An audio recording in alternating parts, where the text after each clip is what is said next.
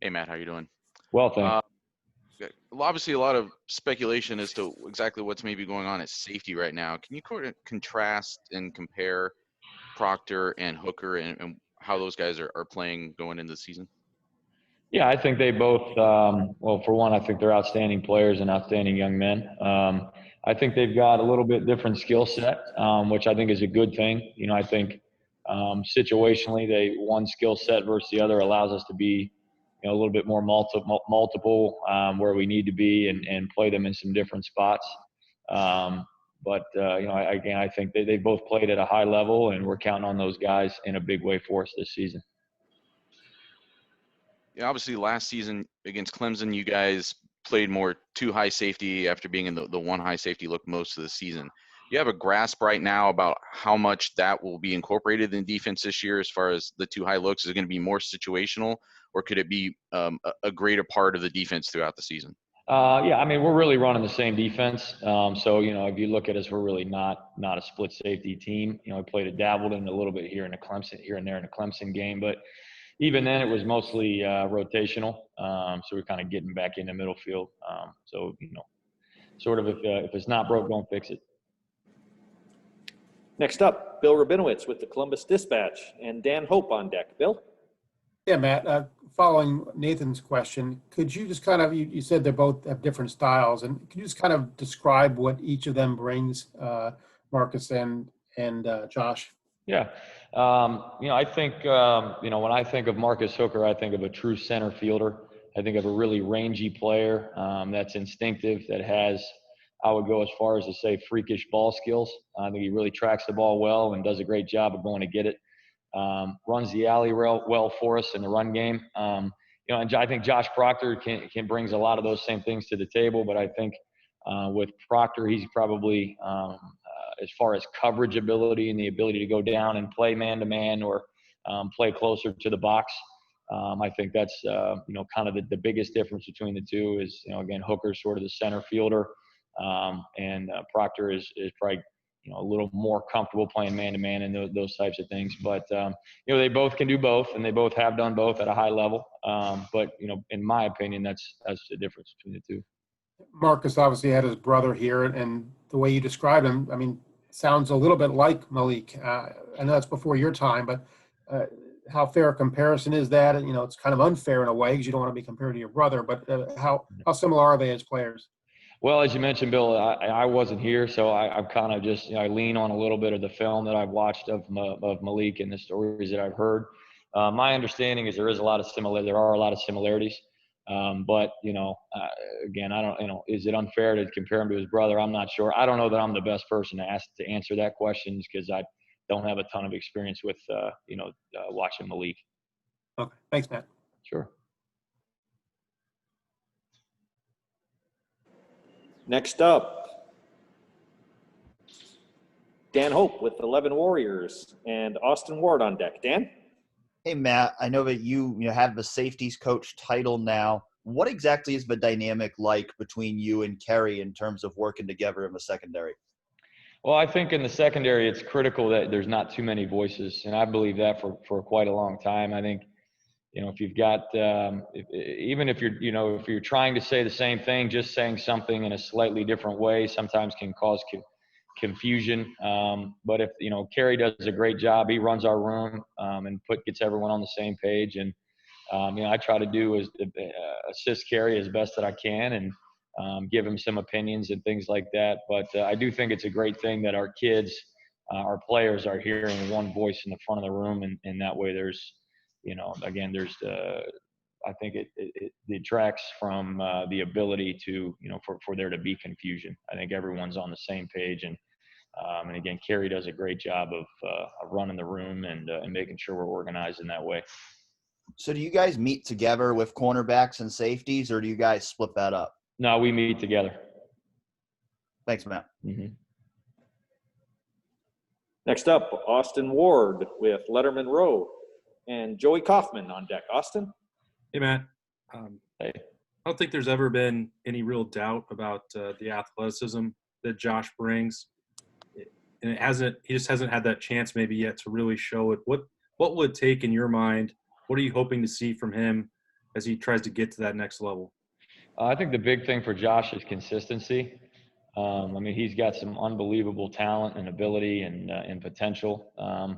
And I've seen him make some outstanding plays. And again, I think the big thing for Josh is showing up every day, being right on all the little things, all the details, and consistently getting it right, you know, not just one day and then take a step back the next. I think we just got to continue to build small victories and put one good day, you know, in front of or behind another.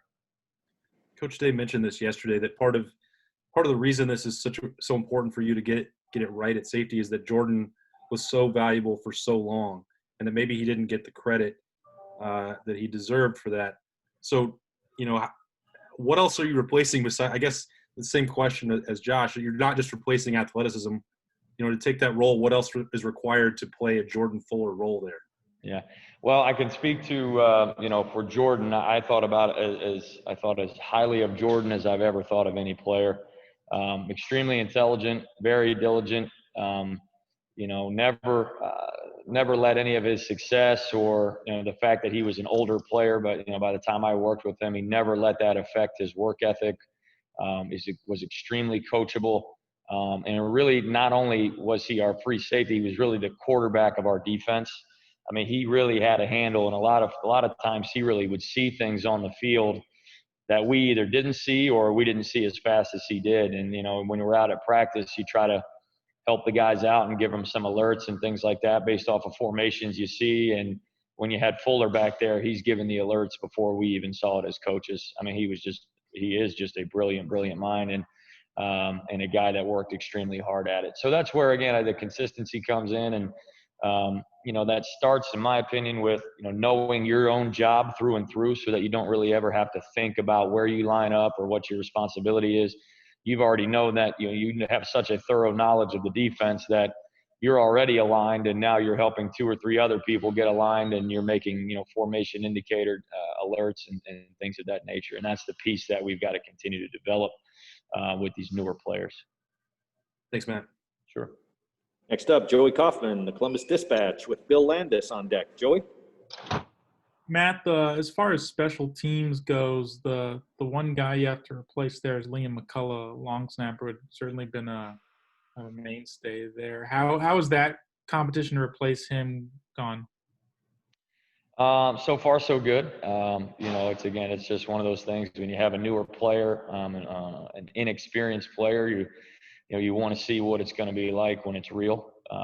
So I think our practice, our snaps in practice have been good. And again, we're just looking for consistency there. And you try to find creative ways to put those guys in positions where, you know, they feel like they've got to operate under some pressure and those types of things. So, you know, so again, so far so good, but I'll reserve my judgments until we get to the field. I think that's the case anytime you're playing young players. You know, you got to see what you get when you get them out there, and it matters. Have you settled on anybody between Bradley or Rowan? Right now, Brad Robinson is our starting long snapper. But you know, just like any other position, it's you know, they're not set in stone, and ultimately we're going to make sure we've got the guy out there that gives us the best opportunity to win. Next up, Bill Landis with The Athletic, and Brendan Gulick on deck. Bill? Hey, Matt, even if you guys are sort of sticking to what you did last year with the deep middle safety, do you anticipate being able to play with Marcus and Josh on the field together, maybe more than you played with 2 safeties on the field together last year? And can Josh do some of the things that you guys were asking Pete Werner to do last year when he was in that same position? Yeah, I think anytime you have you know, players that can be versatile and do different things, it kind of goes back to the question that was asked a few questions ago, and what do I see the differences between those guys? I mean, yeah, I think if we can get those guys on the field, I think it comes down to the situation, the offensive, the team we're playing, and the personnel grouping that they have on the field. You know, if we're, you know, obviously, probably everybody would say, okay, what's the difference between Pete Werner and Josh Proctor? You probably gain a little bit, you know, you gain a little bit more with Pete in the run game than you would with Josh. You probably gain a little bit more in the throw game with Josh than you would with Pete. So some of those things will be situational and based on the offensive personnel that's on the field and what we think we're going to get at that time. And then special teams question, who do you have working at punt returner and kick returner, and what have you thought about what you've seen there so far? Well, we've got a myriad of guys that we're trying to get experience. COVID has really changed the depth, just how you view your roster and things like that. And in the back of your mind these days is always, well, what if something happens in this room and, these three guys can't go. So you try to develop as many guys as you can and have some different guys at position groups and guys from different position groups that can help you at those spots in case, something goes awry. But, it's a lot of the same guys that worked at last year: Garrett Wilson, DeMario McCall. Jackson Smith has done an unbelievable job. He's very natural catching. Cameron Martinez is another guy that's a new guy that we've been working some return game with. X Johnson. Obviously Chris Olave. So there's a big cast of characters. Now, who are we going to see out there on Saturdays? I'm not ready to tell you that quite yet. And it'll likely be, not just one guy the whole season. Try to get some different guys some opportunities. Thanks. Next up, Brendan Gulick, Buckeyes Now on Sports Illustrated with Colin Hass-Hill on deck. Brendan? Hey, Matt. Thanks again for taking some time here. Let's start maybe on a special teams side. Blake Hobbeal's been really consistent. What has most impressed you about the way he's gone about his business? Well, I mean, he really he hones his craft. Again, it's kind of the same conversation as Jordan Fuller. I mean, he's an older guy, been very successful, but he's still very coachable. He still works really, really hard at it. I think one of my favorite qualities about Blake is he's such a good teammate.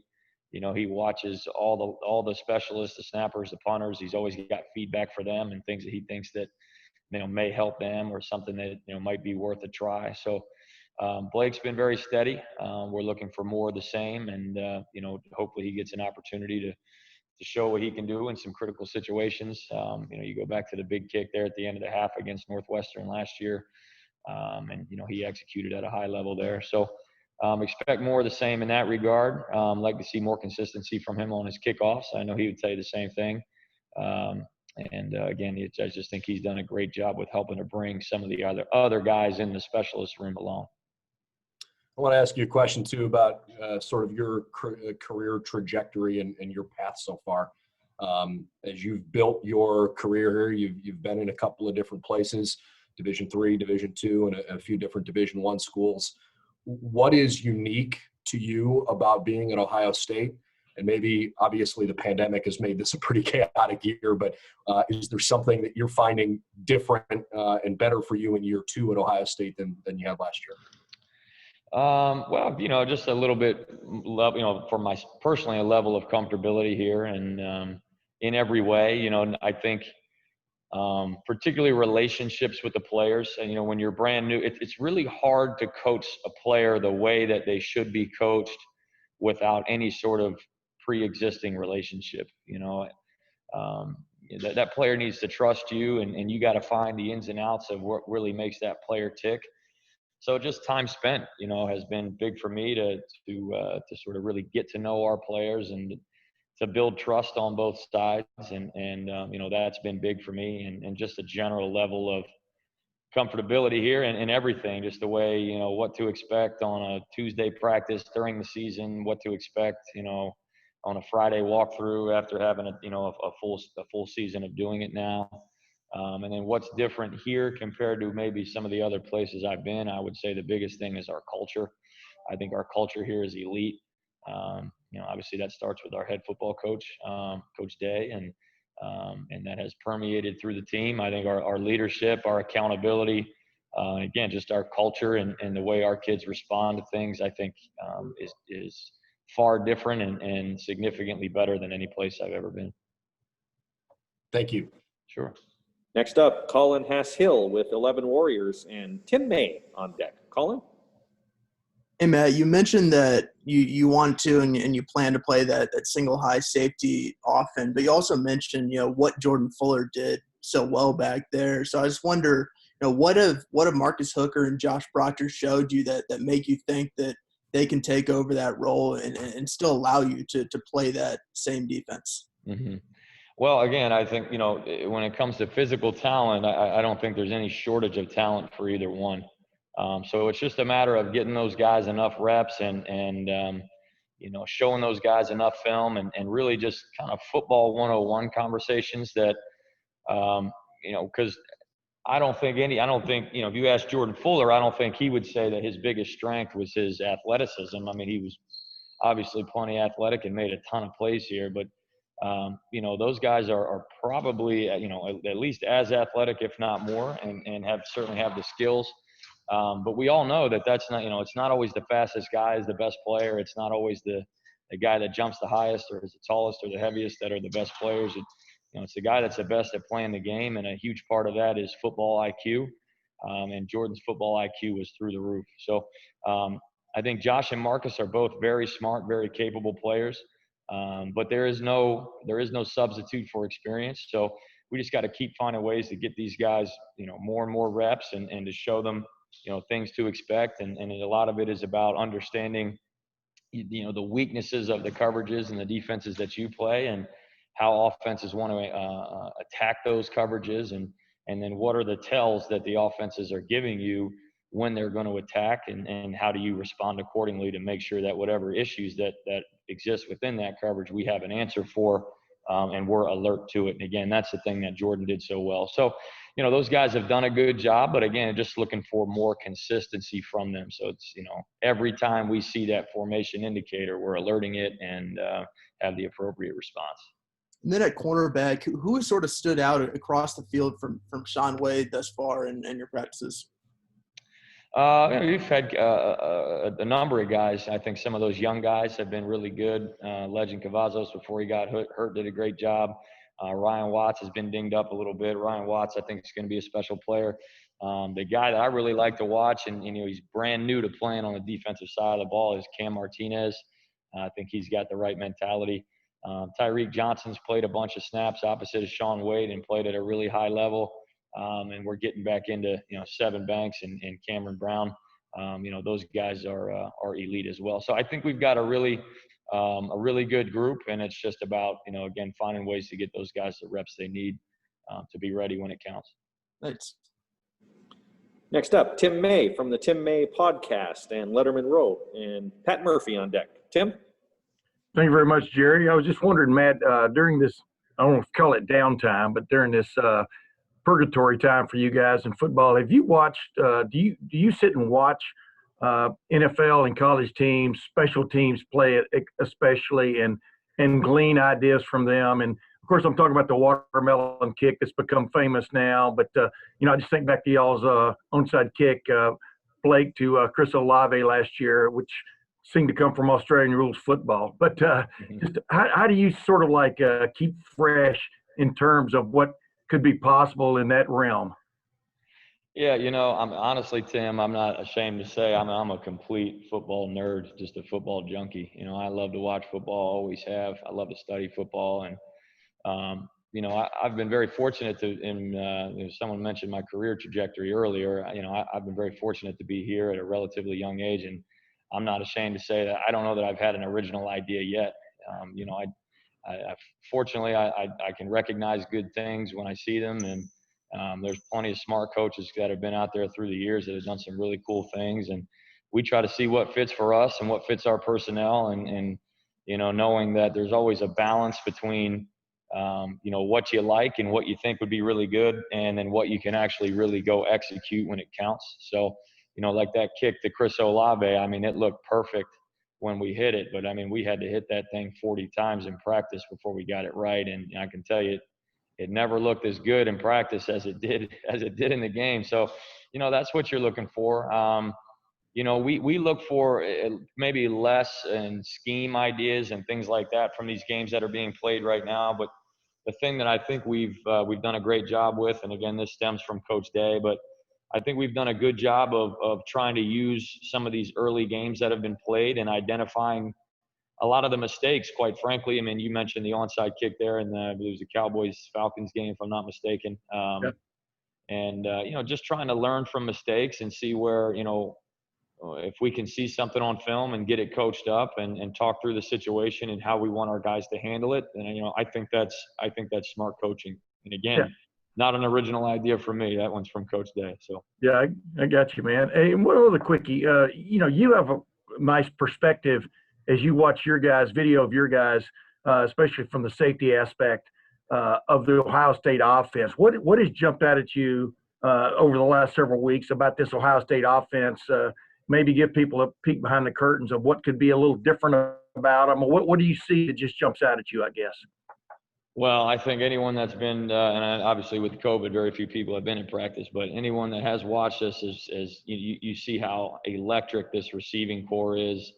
And then obviously we have, I think, very talented tight ends as well. And I think the backs have looked great. And we got probably the best returning offensive line in college football. So there's really just so much talent. And then obviously, Heisman Trophy candidate Justin Fields is at the helm. But the big thing is in the pass game, there's just so many weapons at receiver now, and they're all very good. And there ain't one of them that's average. I mean, they are extremely good. It is, again, I've been very fortunate in this profession to be at some good places with some great players, and I've never seen a receiving core that is anywhere even close to resembling the amount of speed and talent that these guys have. And the thing that we've done is we've taken because a lot of these guys are young. We've taken these young guys and developed them. I think Brian Hartline is the best receivers coach in the country.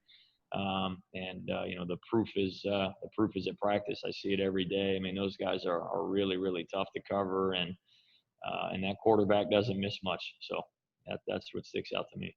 Hey, thanks, man. Sure. Thank you. Next up, Pat Murphy from 24/7 Sports with Jeremy Birmingham on deck. Pat. Matt, another question about the safeties and Jordan. I assume that while you would love those guys to give you exactly what Jordan got, they're different players, right? They bring different things to the table, and you don't expect a Jordan Fuller to emerge from one of them. Is that correct?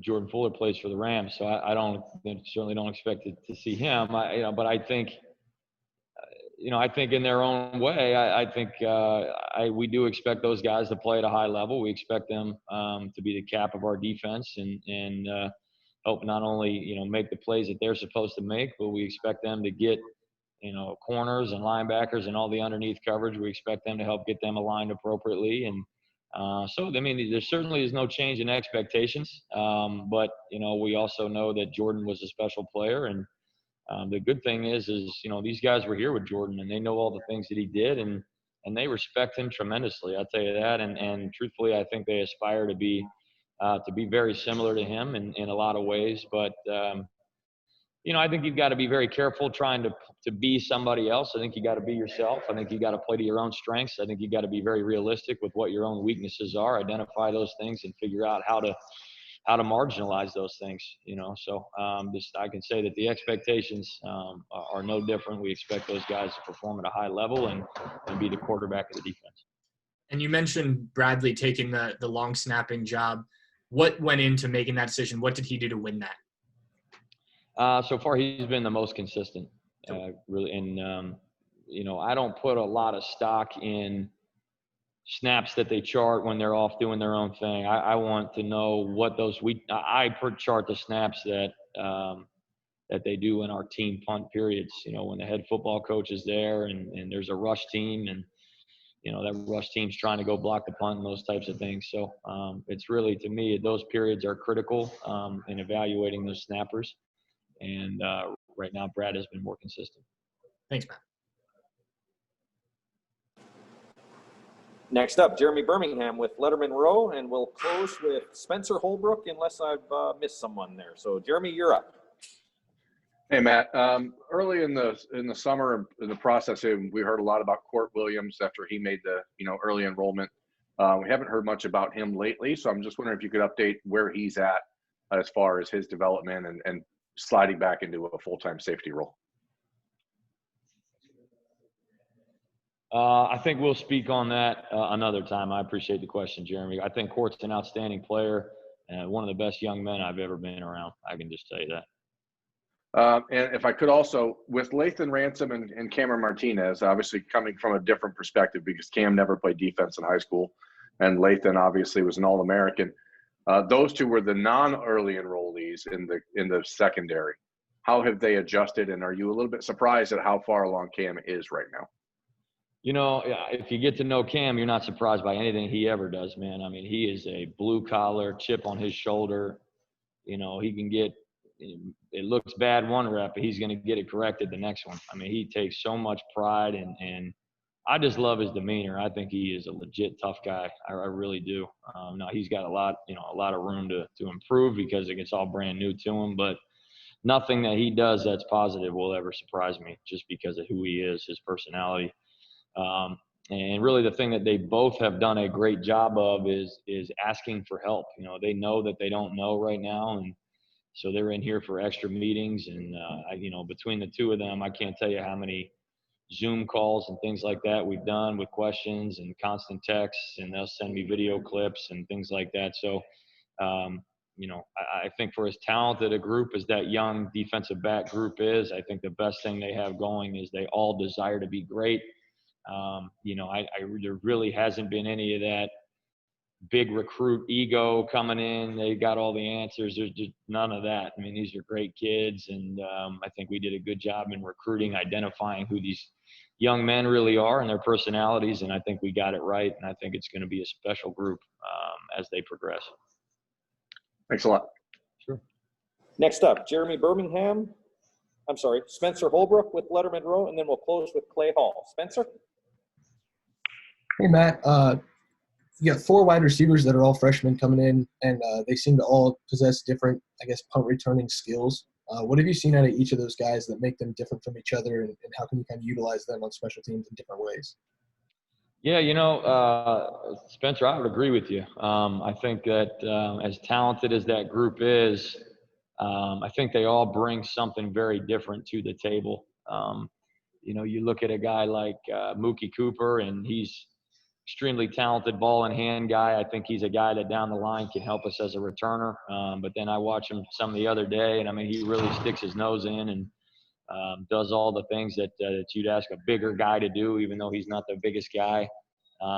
G. Scott is a bigger guy, and G. Scott plays like a linebacker. And I mean that in a great way. I mean, he's extremely explosive and makes a bunch of plays outside, but he is as tough a young wide receiver as I think I've seen in my career. I mean, I look for big things from him in special teams, probably less as a returner or someone that's going to field the ball. But, I trust him to go down and cover kicks and help us set up big returns and things like that.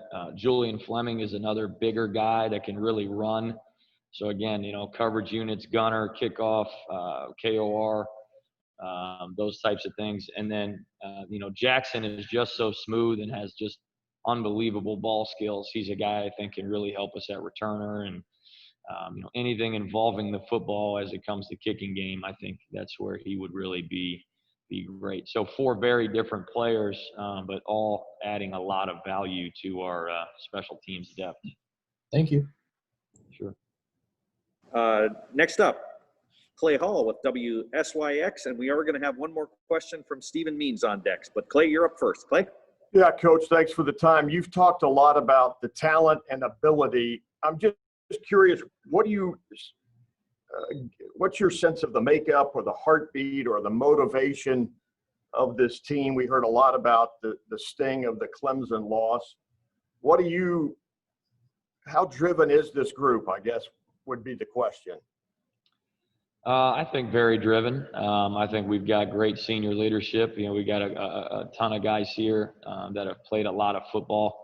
On the defensive side of the ball, you've got, Jonathan Cooper. I think as highly of Jonathan Cooper as any player I've ever been around, just from a leadership standpoint, toughness. Tough Borland, Pete Werner, all those, Sean Wade.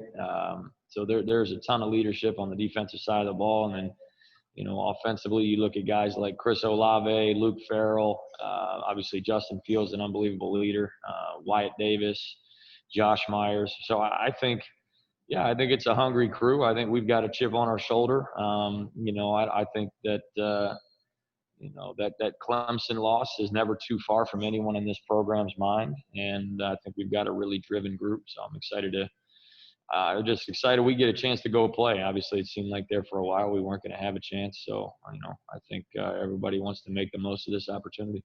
Appreciate it. Thank you. Sure.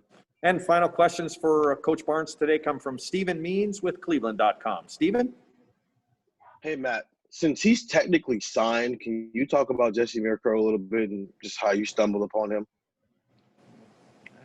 So there's a service in Australia called ProKick, and they have an unbelievable track record of producing talent.